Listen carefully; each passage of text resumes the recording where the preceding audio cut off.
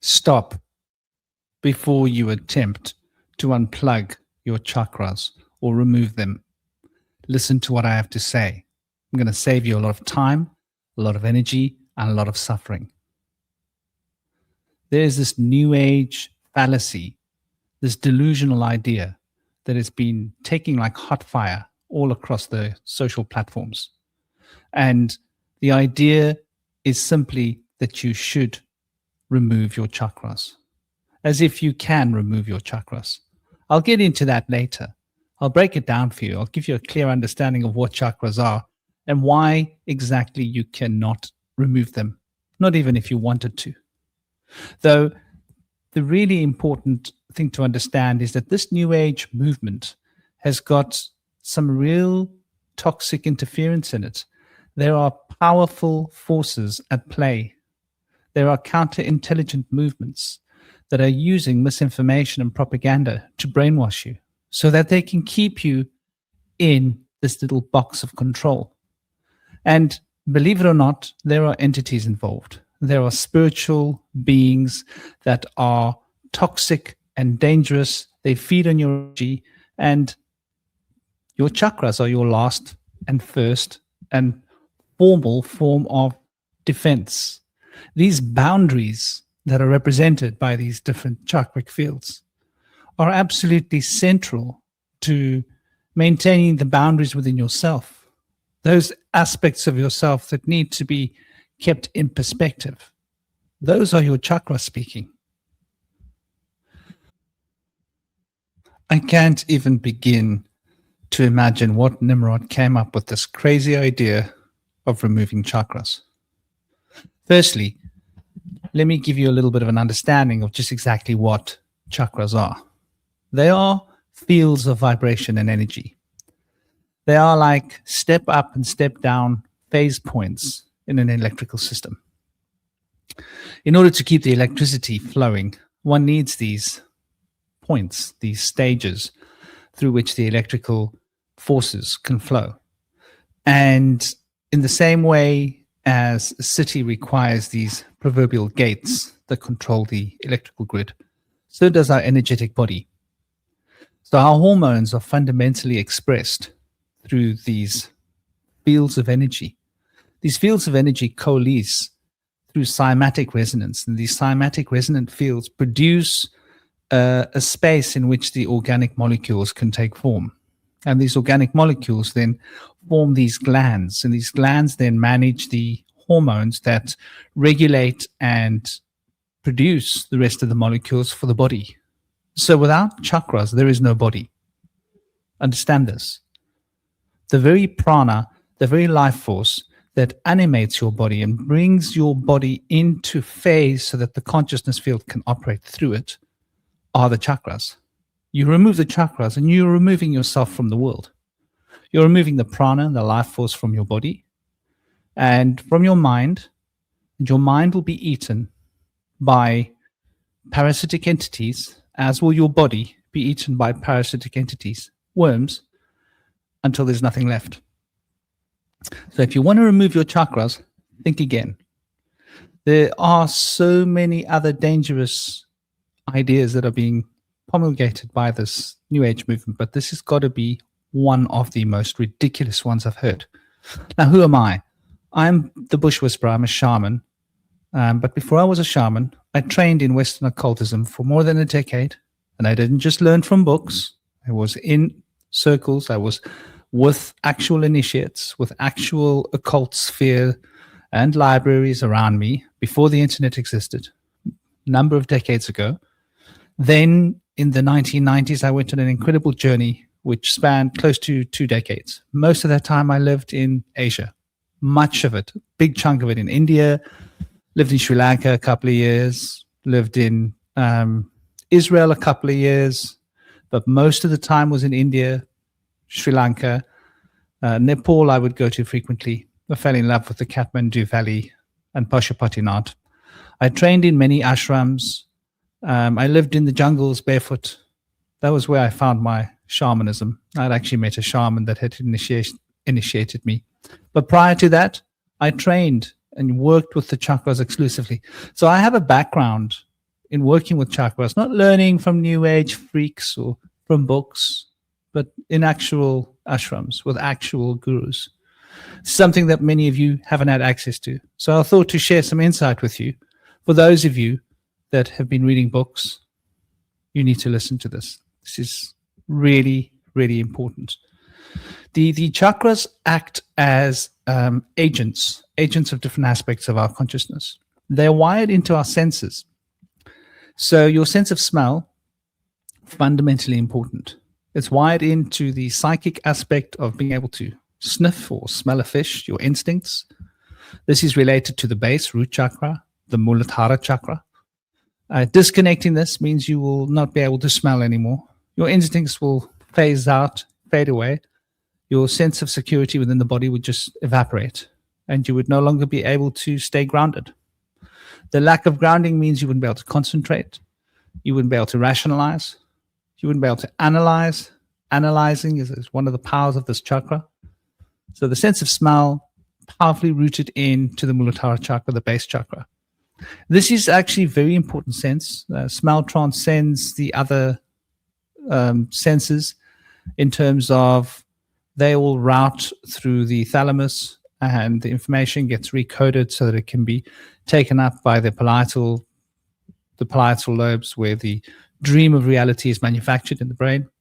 However, smell goes straight to the core. This is why smells can transport you back in memory faster than any other sense. The second chakra, Svadhisthana, is related to your sacral plexus. Obviously, people are aware of this. Related to the principle of hermetics, related to causality, the cause and the effects, and how the causes and effects drive each other like wheels. And the sense related to this sphere is the sense of taste. We say that someone has good taste when they have a keen sense of proportion and an understanding of how causes and effects come into being. Such a color on that wall will look good. It will produce the effect of feeling energized, stimulated, or harmonized. People with good taste instinctively know how things need to be set out. It's an important aspect of our consciousness, discretion, the ability to be able to get this discretion in terms of understanding how things fit together. It's also related to our emotional body, being able to douse from our emotions and get perspective of what they're actually trying to show us. The third chakra is related to sight. This is the Manipura chakra, fire energy. This sight is obviously related to being able to recite things, to remember things, to be able to contemplate in terms of knowledge, right? The analysis is in the root chakra, though the self-expression of the third chakra relates to ideas, the field of ideas, and being able to rationalize through our ideas. And it wires into facilitating a perspective, which then becomes the ability to analyze and get a firm grip on reality. These lower three chakras really, really important. The sense of smell, the sense of taste, and the sense of sight. We then have the heart chakra, which is wired into the sense of touch. This is feeling. This is empathy, being able to connect with people around, being able to understand the feelings. The feelings are expressions of emotions. Though in this sphere, we're speaking of the feelings. We are feeling the emotions. We're not perceiving the emotions, we're feeling them. There's a difference. And these feelings also we feel on our skin. The sense of touch is important. Oxytocin has to do with the sense of well-being, happiness and joy. These are all related to the heart chakra. So fundamentally connected to the core of our being, the heart, who I am. We then have Visuddhi chakra related to the throat chakra. This is the element of sound. Hearing is being very important because to be present, fully present, is to be here. To be able to hear is to be present. And it relates to knowledge. It relates to the ability to know, the ability to pull forth information from the deep Akashic field, and to be able to understand these deep principles, these philosophies. This comes into powerful resonance. It's also all these psychic abilities are related to this field of sound, to this chakra. We travel on our ears, literally. We then have the sixth sense. The sixth sense is the sense of the imagination, the ability for the intuitive to function, and the intuitive functions through the faculty of imagination, fundamentally connected. This gives us insights into profound understandings and wisdom. And this is the sixth sense. The seventh sense is the sense of inspiration. This is the Sahasrara chakra, as opposed to the Ajna chakra of the intuition. That inspiration that you feel when you watch a sunrise and you just feel so elated. And this elation produces intuitive thoughts in the mind, also produces a sense of belonging, sense of security, and an inspiring element of who we are. So it's important to recognize how important these chakras really are, and that they are really the fundamental key to being able to put into perspective just exactly how these energies flow through our body.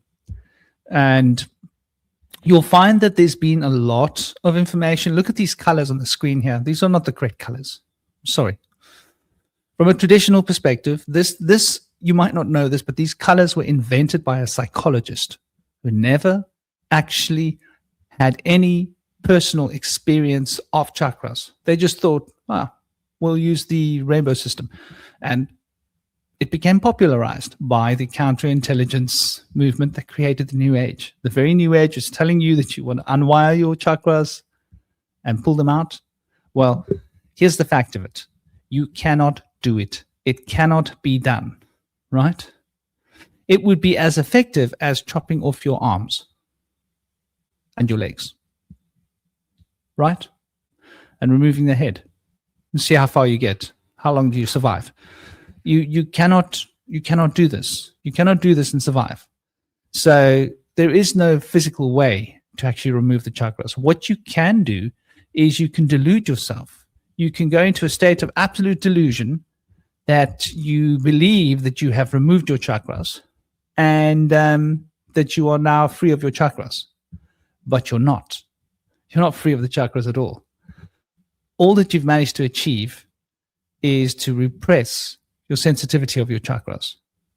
And by repressing the sensitivity of your chakras, you're no longer in touch with those energy fields, which means that you can't be seeing or be aware of what is happening on these energetic levels. Doesn't mean that nothing's there. Doesn't mean that nothing's happening. It's like the ostrich burying your head in the soil and hoping that the threat disappears. The truth about the chakras is that we do need to learn to manifest balance and harmony through the chakric fields in order to attain to a state of peace and harmony and well-being. And another danger with the chakras, and I think this is possibly why these crazy ideas have become so popularized, is that another New Age fallacy is that people want to just reach up and activate their higher chakras, go off into this high state of consciousness. Well, that in itself is another lie, another toxic and dangerous lie. Because the truth is, you really need to focus on the lower chakras. The root chakra, the chakra where we find knowledge. Parabrahma has got a powerful position in this chakra. And as you can see, the root chakra has got 4 petals, right? We can take a look here. And you can see, if you look on this image here, that the 4 petals of the root chakra represent effectively the four directions, if you will. And these 4 directions, are actually fundamental to understanding how the builder operates. The builder is an archetype within us. This is that which structures information into layers so that we can analyze and put things into a grid formation. And through this, we build knowledge. So the root chakra is absolutely important. When you're grounded as well, you are able to keep yourself physically in touch with the earth and exchange energy through your body with the earth, keeping yourself connected to everybody else and all the other living beings on the earth through the heart. The heart connects through the body to the earth, to the divine. And thus we can reach a level of peace and harmony. Then we have the Svadhisthana chakra, which we can see here as well. And the Svadhisthana chakra, this relates to the discretion. This is why we have the 6 petals on the Svadhisthana chakra. And, this Svadhisthana chakra is rather misunderstood. It relates to the element of water in the same way that the first chakra, the Muladhara root chakra, relates to the element of earth. Svadhisthana relates to the element of water.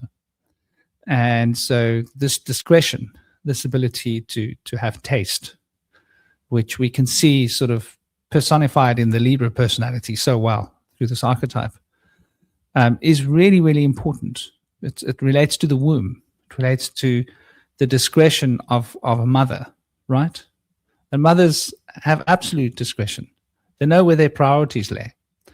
So, to grasp these priorities in life and just exactly what we need to be focusing on, what's important, that chakra is going to show you.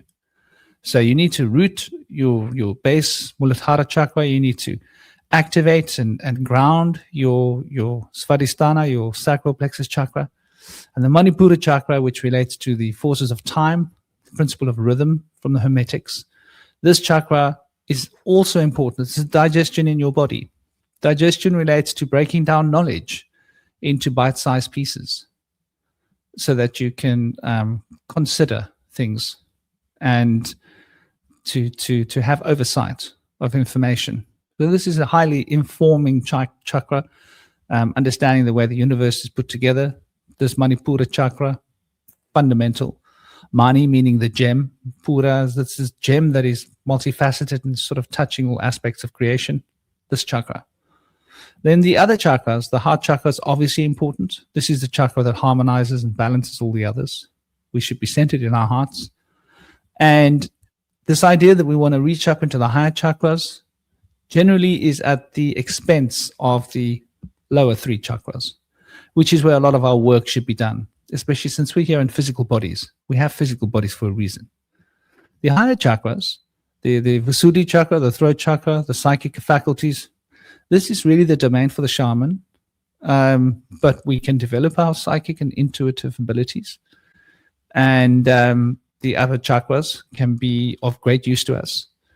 The inspirational chakra can be very powerful as well, inspiring us, moving us forwards through life into directions of divinity. But if we are becoming too inspired by the Sastra crown chakra and we don't have enough focus on the root chakra and the discretion to be able to put that into action, and the knowledge that is born between the root chakra and the solar powers of the solar plexus chakra, to be able to contemplate the rhythms of life. If we're not in tune with that, we'll get lost. We'll get lost like one of those spiritual balloons that just goes off into cuckoo land. So yeah, understanding that we need to focus on the root chakras is really, really important. And it will help you if you consider the Ida and the Pingala. These are rising and falling currents. And the chakras are important because they keep the energies rotating through our system. And when the energies stop rotating through the system, well, imagine a car without a motor turning over. The engine stops. The car's not going to go anywhere. The lights go off. Everything just drops off. The battery sooner or later loses its charge. And that's the end of that car being able to be functional. The human body, as with the mind, the energy field, is very similar. We actually have 3 fundamental bodies, right? We have our physical body, which we're all aware of. We have our etheric body, which relates to the structures of thought. And the structures of thought relate to the ideas. We have our astral body, which relates to our emotional intelligence, the field of emotional quality.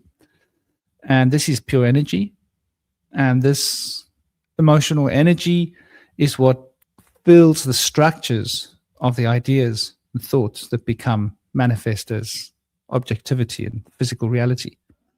So to understand that these Ida and Pingala nodes are reflections of the etheric and the astral subjectively.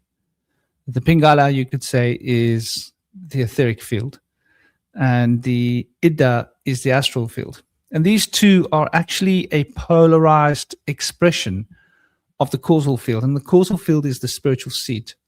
That's the soul, that's the self. But the causal field, the true self, operates outside of time. It needs to move into time, so it has to compress into a relative time field of the astral. But that's mega time. Anybody that's got any experience leaving their bodies, they'll understand that when you leave the physical body, you go into the etheric body, there's a huge time dilation.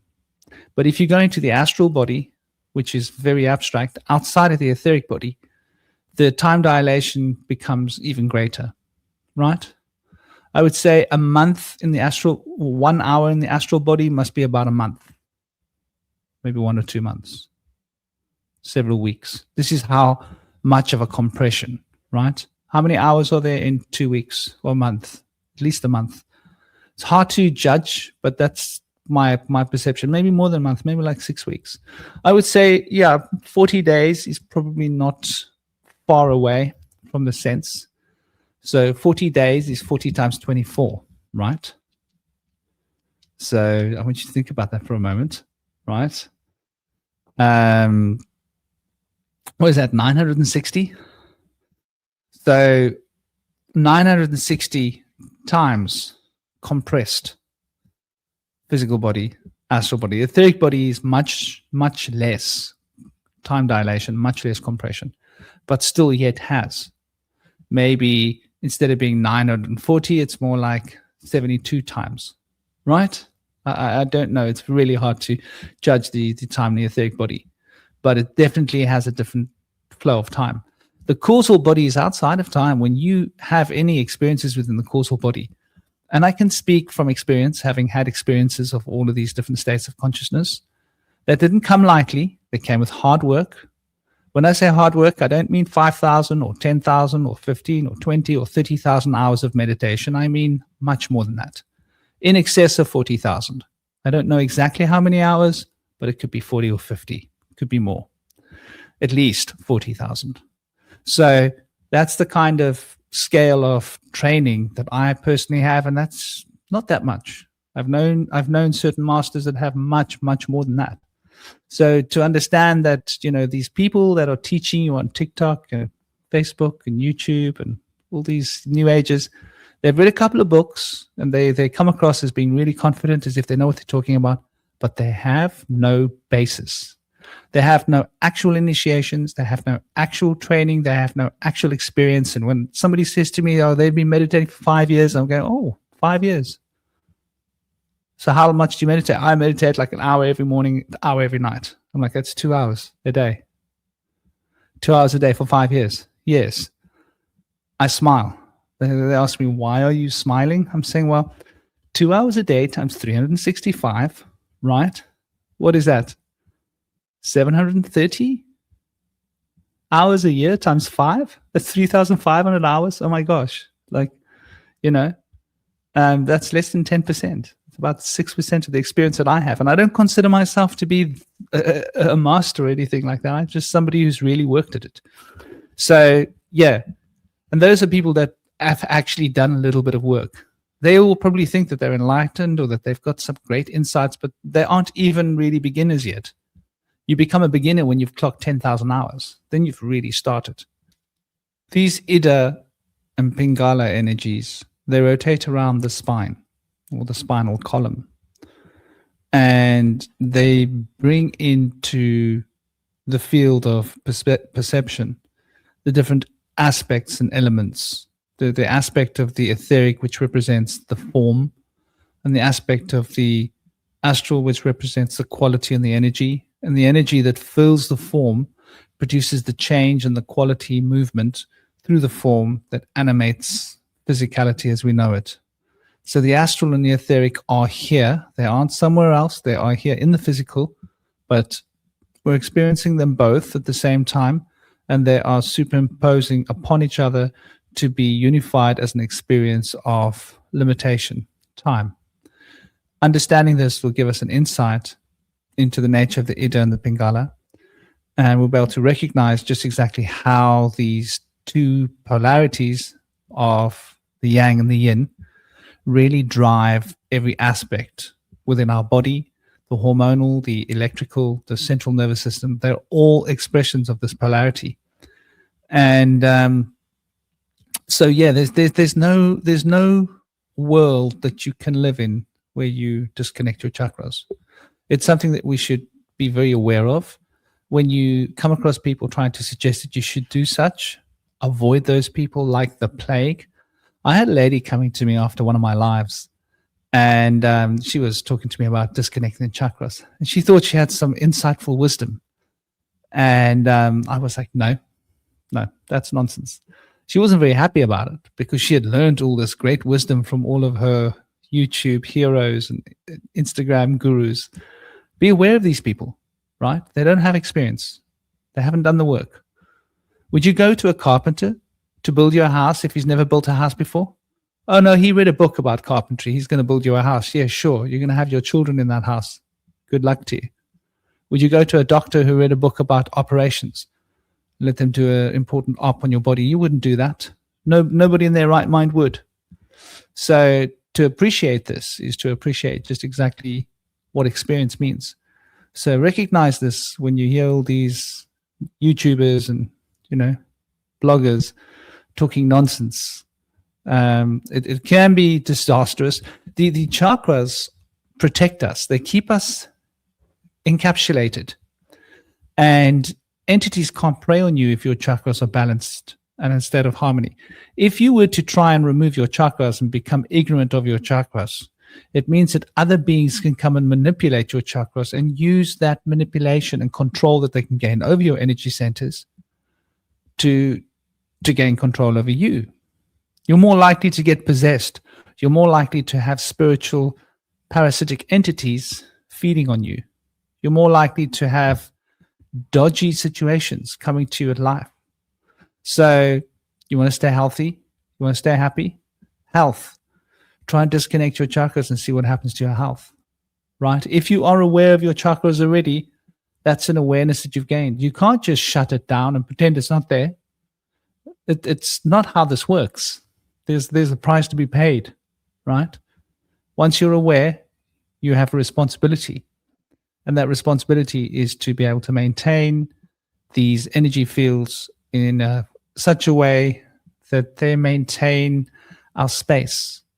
And if you're seeking for divinity, you will not get any closer to the divine by trying to disconnect your chakras.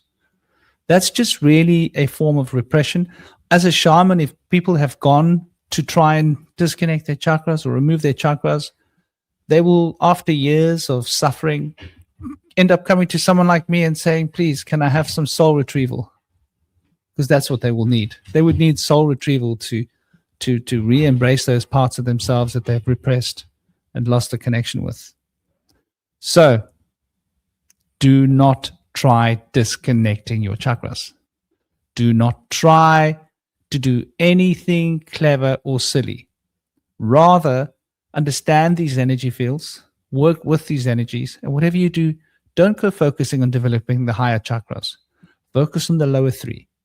You focus on the lower three, you ground, you become close to the earth, you can become much more rational, much more in control of your own senses. That way you can't be pulled into some weird cult or manipulated by people that are talking nonsense. Keep your head screwed on. Take it easy. Keep it sweet. Keep it real. This is the Bush Whisperer, sharing a little bit of insight. I hope you have an absolutely awesome day. So much love.